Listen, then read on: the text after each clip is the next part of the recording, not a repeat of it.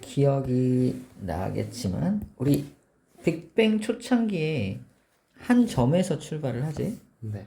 출발을 하고 이게 모든 방향으로 팽창을 합니다.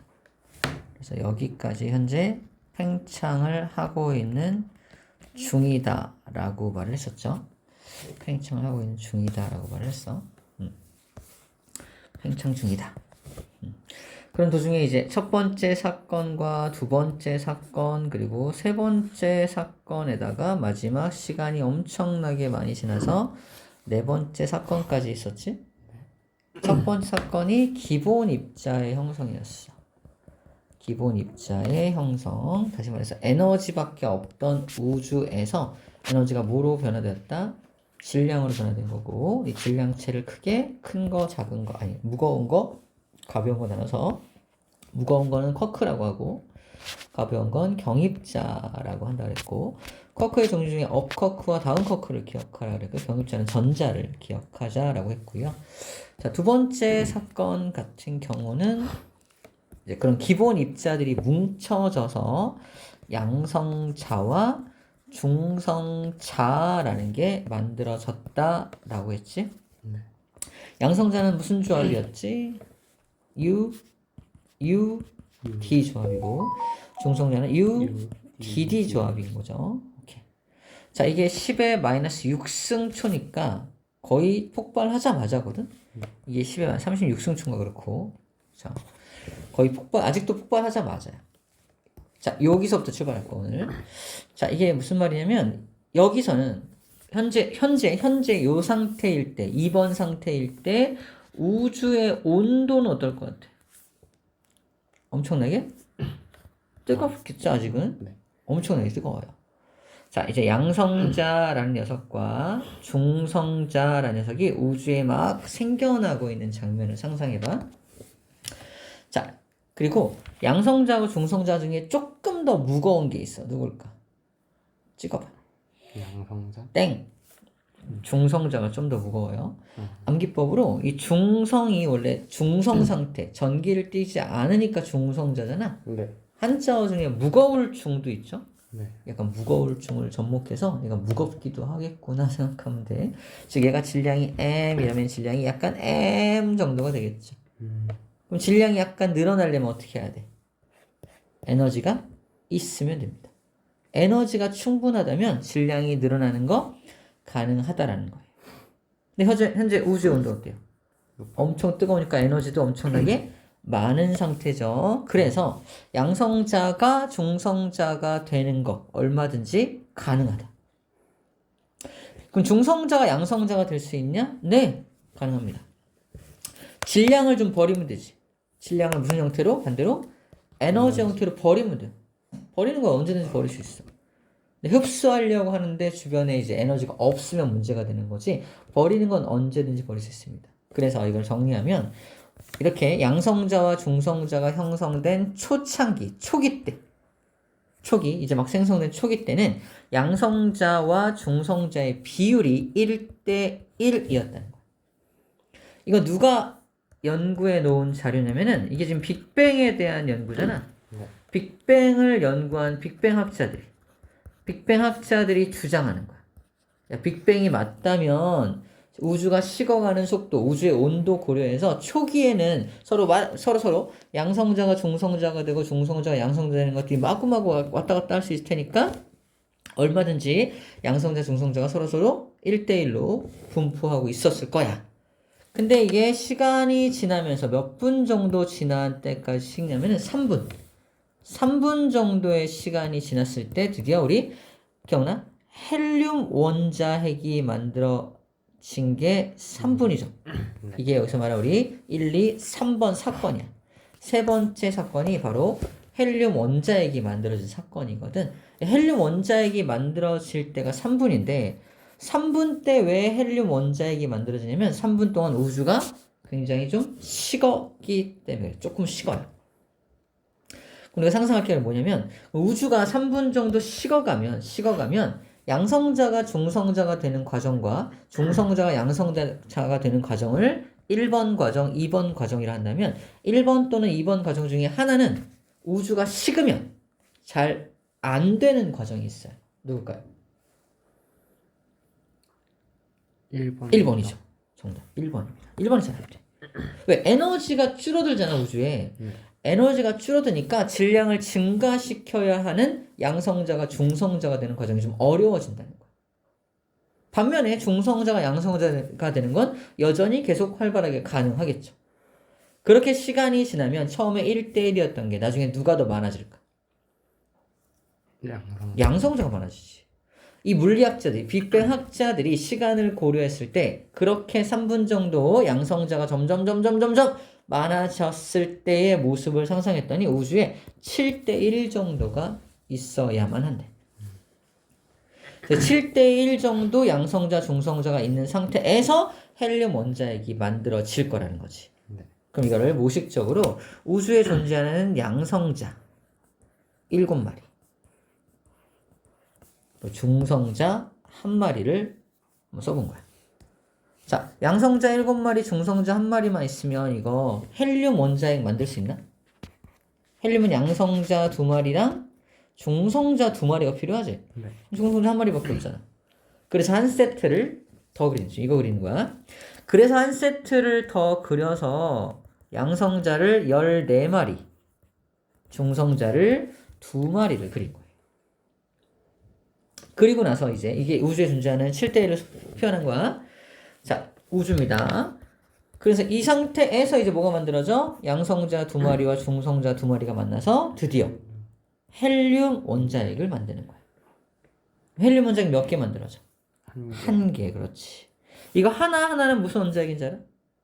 수소 원자핵입니다. 그치? 네. 수소 원자핵은 몇 개? 12개가 만들어지는 거야. 그래서 수소 원자핵과 헬륨 원자핵의 개수비 몇 개씩 만들어지냐 하면은 12대 1이라고 써주는 거야. 개수비. 이 개수를 굳이 질량의 비로 바꾼 게 뭐야? 책에 나온 겁니다. 수소 원자핵 12개는 질량이 12야. 헬륨 원자핵 1개의 질량 얼마일까 이거? 4개 모여있으니까 4입니다. 그래서 이거를 질량비로 한 사람 얼마인다? 3대1이 되는 거지. 다시 말하지만 이건 누가 주장한 거다?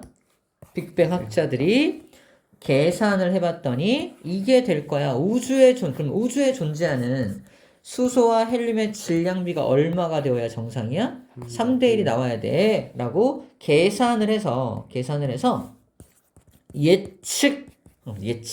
이래야만 해. 예측을 한 거야.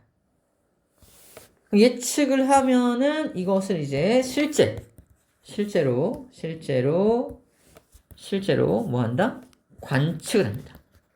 실제로 그러한지 아닌지 우주에서 날아오는 모든 빛들을 분석해서 우주에 존재하는 수소하고 헬륨이 얼마나 있는지 알 수 있다 없다?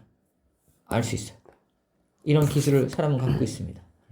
이렇게 우주에서 날아오는 모든 빛들을 분석해서 우주에 존재하는 수소와 헬륨의 질량비를 알 수 있다 없다?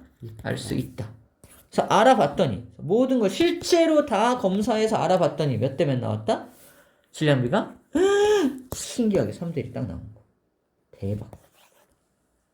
빅뱅을 전제로 예측한 값과 실제로 분석한 실제로 발견한 값이 어때요? 같죠? 그러므로 예측한 요것이 뭐다? 같다는 건 빅뱅을 전제로 예측한 게 딱 맞아 들어갔으니까 이것도 역시 뭐의 증거다? 빅뱅의 결정적인 증거다 라는 겁니다. 이해하시겠지? 네. 자, 요게 오늘의 골자 내용이고요.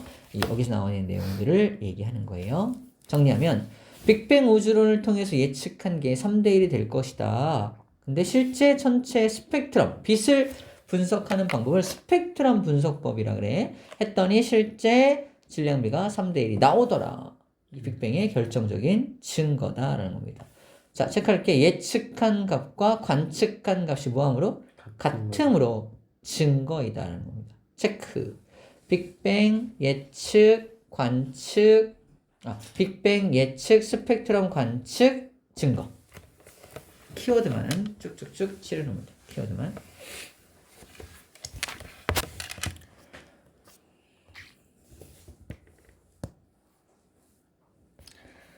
그죠? 네. 자, 이제 그래서 오늘부터 배울 내용이 돼서 그러면 우주에서 날아오는 빛을 스펙트럼 분석하면 우주에 존재하는 원소들의 질량비를 알 수 있대. 어떻게 하는 거냐 도대체? 바로 요 세 가지 스펙트럼을 먼저 공부를 하면 알 수가 있습니다. 자, 스펙트럼은 세 가지 종류가 있는데 별에서 빛이 옵니다. 근데 오다가 어디를 통과하냐면 여기 저온의 기체를 통과해요. 저온. 저온의 기체라는 건 에너지가 별로 없는 기체지. 네. 근데 별빛은 에너지가 굉장히 많은 빛이니까 별빛이 쫙 오다가 저온의 기체를 통과하는 순간 저온의 기체한테 에너지를 뺏겨. 그래서 원래는 이렇게 나타나야 정상인데 중간중간 에너지를 뺏긴 게 까맣게 나타나는 거야. 이거를 뭐라고 표현한다? 흡수선이 나타난다. 근데 이 저온의 기체가 만약 수소로 된 저온의 기체야. 그러면 수소만의 흡수선이 이렇게 있다는 겁니다. 수소가 흡수해가는 선이 정해져 있다는 거야. 헬륨이라면 흡수선의 위치나 모양이 달라. 그래서 내가 지금 이 빛을 분석하면 너 누굴 통과하고 왔는지를 알 수 있다 없다? 알 수 있다는 게 수소인지 헬륨인지 알 수 있다는 겁니다. 오케이? 그럼 왜 물질 또는 원소의 종류마다 흡수하는 에너지가 다르냐? 이 선의 위치가 다 에너지 값이거든. 네. 이쪽에 에너지가 좀 많은 쪽이라면 이쪽 에너지가 좀 적은 쪽이야. 그러니까 얘네가 흡수하는 에너지가 다 다르다는 거야. 그럼 이 기체의 종류에 따라서 흡수하는 에너지의 위치가 다른 이유가 뭐냐면 이겁니다. 이게 바로 이거야. 이 내용이야. 이게 원자를 표현한 거거든. 네. 이게 수소일 수도 있고 헬륨일 수도 있는데 수소라고 가정해보자. 수소는 전자가 여기를 돌고 있는 게 수소거든. 네. 양성자 하나에 전자 하나가 돌고 있는 건데 얘가 에너지를 만약에 흡수하면 다음 껍질로 올라가. 껍질이라는 개념이 나타나. 에너지가 너무 많아지면은 봐봐. 여기 전자가 도망가지 못하는 이유가 플러스가 잡아당기니까 못 도망가는 거잖아. 네. 근데 이 전자한테 에너지를 공급해봐 어떻게 될까? 도망갈 수 있는 거야. 그래서 멀리까지 쿵 도망가는 겁니다. 보이나요? 네. 에너지를 공급했더니 도망갔지. 도망가는 현상을 전이 된다라고 표현을 해. 전이 된다. 에너지를 흡수한 전자는 어떻게 된다? 멀리 도망가고. 반대로 이 전자가 반대로 에너지를 다시 뺏겨. 에너지를 다시 방출해. 다시 밑으로 내려와야 되는 거야. 오케이? 네. 내려와야 되는 겁니다. 근데 이게 간격이 수소가 이런 간격이라면 헬륨 같은 경우는 간격이 막 이렇게 돼. 이런 간격이라는 거. 전자가 가려면 에너지가 이만큼 필요해. 이렇게. 이 간격이 둘이 다르다는 거야. 간격이 다르다니까 흡수 또는 방출한 에너지가 둘이 달라. 헬륨은 좀 달라. 원소마다 다 달라. 그래서 이 스펙트럼에 나타나는 이 모양을 보면은 이게 수소인지 헬륨인지 알 수가 있다라는 게 포인트라는 거야. 오케이? 네. 얼른 하고 시작. 힘내. 파이팅이야. 그래서 스펙트럼이 세 가지 종류가 있고 이걸 통해서 알 수가 있다라는 얘기를 하고 있는 건데 그 원리는 이렇게 원자의 스펙트럼의 간격이 원자의 껍질의 간격이 다르기 때문이다. 이 껍질이 가진 에너지 값을 에너지 준위라고 하는데 에너지 준위가 낮은 전자가 에너지 준위가 높은 전자로 올라가는 거야. 그러면 에너지를 흡수해야겠죠? 네. 위에 내려오려면 에너지 준위가 높은 전자가 에너지 준위가 낮은 곳으로 내려오려면 에너지를 방출해야겠죠? 근데 방출할 때 무슨 형태로 방출한다? 빛에너지. 빛의 형태로 방출하고 흡수할 때도 빛에너지 형태로 흡수합니다. 그래서 우리가 빛을 분석을 하는 거야. 자, 두 번째. 그러면 이 저온의 기체가 에너지를 삥 뜯어갔다고 난 표현을 해. 내가 지금 저온의 기체인데 내 안으로 별빛이 막 지나가. 막 삥 뜯는 거야, 필요한 거. 막 삥 뜯어가지고 쟤는 너 뭐 흡수선 나타나든 말든 나는 했어. 나는 에너지 충분히 흡수했어. 나는 무슨 기체가 되냐? 고온의 기체로 바뀌어. 에너지를 삥 뜯었으니까. 하지만 저온의 기체였던 내가 고온의 기체로 바뀌면 즉 죄 짓고 못 산다 그러지? 네. 삥 뜯었으니까 안정해요? 불안정해요? 불안정해집니다. 에너지가 많으면 불안정하다? 쌤이 모식적으로 이렇게 표현해. 쌤이 밥을 하나도 안 먹고 와서 에너지가 진짜 없어. 힘이 하나도. 자, 방출 스펙트럼 설명할게. 막 이렇게 에너지가 막 떨어져 있어. 그래서 이 텐션하고 두 번째 에너지를 막 에너지 엄청 많아. 자 방출 이 방출 이 흡수 이 흡수 막 이렇게 설명해. 어떤 게 불안해 보이냐? 불안. 두 번째 게 불안하지 않아? 네. 방방 뜨는 거. 이게 안 했어? 막 이런 거. 그래서 모든 물질이 마찬가지. 모든 물질은 에너지가 많으면 많을수록 불안정해져. 그래서 고온의 기체를 딱 보는 순간 이 새끼 불안하네. 불안정하겠네. 그지? 불안정하니까 곧 다시 안정해지기 위해서 아까 삥 뜯어갔던 걸 다시 버려야 돼. 그래서 아까 뺏어갔던 걸 다시 띵띵띵띵띵띵 방출하고 있는 겁니다. 아까 뜯어갔던 것만큼 똑같이 방출해야 돼. 얘는 이 저온의 기체는 수소 말고 다른 것도 섞여 있었던 것 같아요. 그래서 얘는 흡수한 걸 방출하고 있는 거 말하는 거고. 자, 그 흡수했던 것만큼 똑같이 방출. 예를 들어서 밑에 봐봐. 수소 같은 경우는 흡수선이 띵띵띵띵 나타나지. 방출선도 띵띵띵띵 뭐야? 똑같이. 라인이 똑같아요. 여기 라인이 수소가 뜯어간 것만큼 방출을 똑같이 해야 한다는 겁니다. 뜯어간 에너지만큼 방출도 해야 한다는 거예요. 뜯어간 에너지만큼 방출해야 한다는 얘기예요. 난 탄소를 통과했어! 뜯어간 거 보이죠? 그대로 방출하고 있습니다. 이렇죠.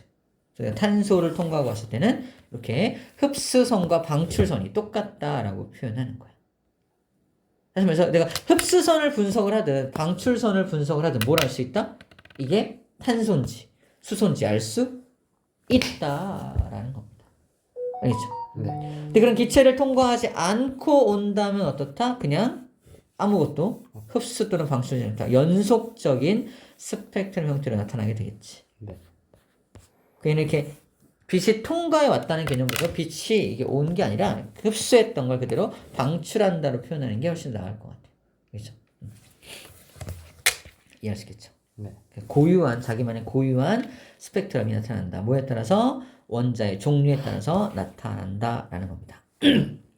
스펙트럼은 원래 이게 우리가 알고 있는 스펙트럼 이거죠. 빨주노초 파남보. 이걸 스펙트럼이라고 하고요. 연속적으로 나타나는 스펙트럼을 연속 스펙트럼. 우리 태양이나 이런 것들을 관찰했을 때 연속 스펙트럼, 백열등 같은 거 관찰하면 연속 스펙트럼이 나타나고 이거를 저온의 기체를 통과시키면 흡수선이 나타나고 흡수한 기체는 고온의 기체가 되어서 아까 흡수했던 것만큼을 똑같이 뱉어내야 한다 또는 방출해야 한다라고 표현하는 겁니다. 이 선들을 방출선이라고 그래.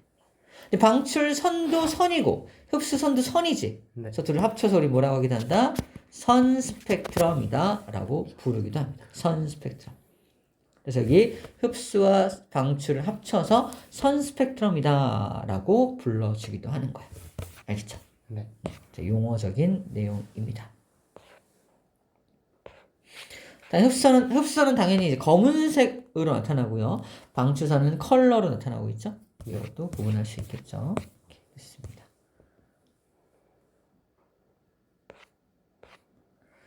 자, 이것도 중요합니다. 원소에 따라서 그래서 종류에 따라서는 선의 위치가 다르지. 네. 개수가 다르지. 간격이 다르죠. 그치? 선의 위치나 개수나 간격이 다른 건 바로 종류에 따라 다릅니다. 맞죠? 네. 근데 선이 어떨 때는 굵게 나타나고 어떨 때는 굵지 않게 나타나거든. 그건 그 원소의 질량, 얼마나 많이 있냐에 따라서 굵기가 달라집니다. 굵기가. 선의 굵기가. 오케이?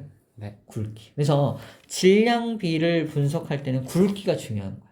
수소가 얼마나 있고 헬륨이 얼마나 있고 물론 스펙트럼의 개수도 중요하겠지만 굵기가 얼마나 다른지도 분석을 해서 우주에 존재하는 수소와 헬륨이 3대 1인 걸 알아낼 수 있다라는 거죠. 알겠죠? 네. 여기 나와 있어요. 흡선의 세기는 원소의 밀도에 비례하기 때문에 흡선의 선폭, 즉 굵기를 말하는 거야. 선의 폭을 비교하면 질량비를 알아낼 수 있다라는 말이 바로 그 말입니다. 아시겠죠? 네. 그래서 체크해놔. 선폭, 질량비. 선폭이 곧 질량비를 의미하는구나 라는 겁니다. 자, 마지막. 그러면 태양을 관찰하면 어떻게 나타나야 돼? 연속 스펙트럼이 나타나야 정상이죠? 네. 원래 이럴 줄 알았어.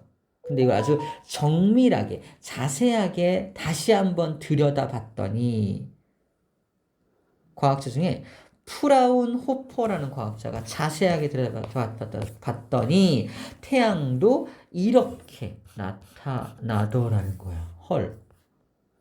무슨 선이 보여요? 흡수선이 보여? 방출선이 보여? 흡수선이 보이죠? 왜? 태양은 왜 흡수선이 나타나죠? 태양과 우리 사이는 너무 거리가 가까운 편이라서 중간에 기체도 없어. 기체가 있을 여력이 없어. 이건 왜 그러냐면 태양 있잖아. 네.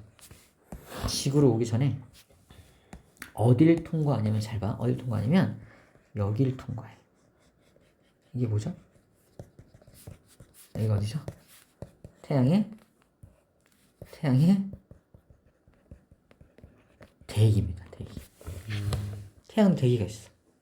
태양이 이게 표면이잖아. 네. 표면 옆에 이게 태양을 이루는 기체 성분들이 가득 채우고 있단 말이야. 그러니까 빛이 나오다가 어딜 통과하는 거야 처음에? 대기의 일부를 지나서 오잖아. 네. 그 대기의 일부에서 태양 표면은 엄청 뜨거운데 대기는 약간 덜 뜨겁거든. 약간은 저온의 기체 역할을 한다라고 보면 돼. 누가? 대기가. 그래서 이걸 분석하면 뭘 할 수 있을까? 이걸 분석하면 태양의 대기 성분이 뭔지 알 수 있다. 대기 성분. 태양의 대기 성분을 알 수 있어. 빛을 분석하면 태양의 대기가 뭐로 이루어져 있는지도 알 수 있다는 얘기를 하는 겁니다. 이해할 수 있겠죠? 네. 빛을 통해서 알 수 있는 정보가 굉장히 많다라는 거. 그래서 일단 태양의 대기가 다양한 원소로 되어 있음을 알 수 있다. 즉 태양의 대기를 분석할 수 있다라는 겁니다. 아시겠죠? 왼쪽에 궁금해 파트에 좀 자세하게 나와 있으니까 나중에 읽어보면 됩니다. 자, 다음 장. 그래서 일반적으로 이렇게 흡수선 또는 방출선 이렇게 나타나. 햇빛이나 백열전구는 이렇게 연속 스펙트럼이 나타나고요. 수소 같은 경우는 흡수선, 이건 방출선이죠? 방출선이 이렇게 나타나고, 헬륨은 이렇게 나타나고, 네온은 이렇게, 나트륨 이렇게, 칼슘은 이렇게 나타납니다. 자, 이제 태양을 분석했더니 흡선이 이렇게 나타났어. 태양에는 어떤 원소가 들어있는 걸까요? 이게 문제입니다. 일단 수소가 들어있나 볼까? 수소가 들어있으려면 이게 모두 이 선들이 모두 일치하게 들어있어야 돼. 그래서 점점점을 그려놓은 거야. 들어있죠 이거? 이거는 있죠? 이거는 이거는 안 보이네? 없죠? 네. 없죠? 없고 얘도 없죠? 이거는 이것도 없죠? 그래서 대기에는 수소가 없네. 태양의 중심부에 많이 있고 대기 쪽에 수소가 없다는 결론입니다. 맞죠? 네. 여기는 수소가 있다고 돼 있네요. 헬륨, 나트륨 등으로 이루어져 있다라고 돼 있는데 이런 좀 이상하다. 완벽하진 않은데 이거 좀 틀어놓나? 이건가? 아이씨 잘못 봤다. 왜 이렇게 이렇게 봐서 그런가? 선 그려놨죠? 네. 다시. 요 선 따라오면 이거죠? 이게 네, 이 선이죠? 네. 이거 따라오면 요거죠? 이렇게 봐서 그런가 보다. 이제 보이죠? 네. 선 따라오면 다 맞죠? 태양에는 수소가 들어 있네요. 자, 정리하면 선을 잘 그려야 돼. 그래서 태양에는 수소 들어있네. 또 뭐 들어있을까? 헬륨 라인 맞춰보면 맞고 이것도 있죠? 들어있네. 네온은요? 여기 없죠? 여기 있어요. 여기에 없잖아. 여기 없잖아. 네. 네온은 없어. 나트륨은요? 있는 것 같지? 네. 칼슘은요? 요것 때문에 없잖아. 칼슘 없어. 이렇게 찾아내는 거야. 자, 문제입니다. 미지의 별에는 뭐가 들어있나요? 문제. 한번 맞춰봐. 엑스크. 먼저 수소랑 수소 있어요? 수소 있대요. 수소 있어야 또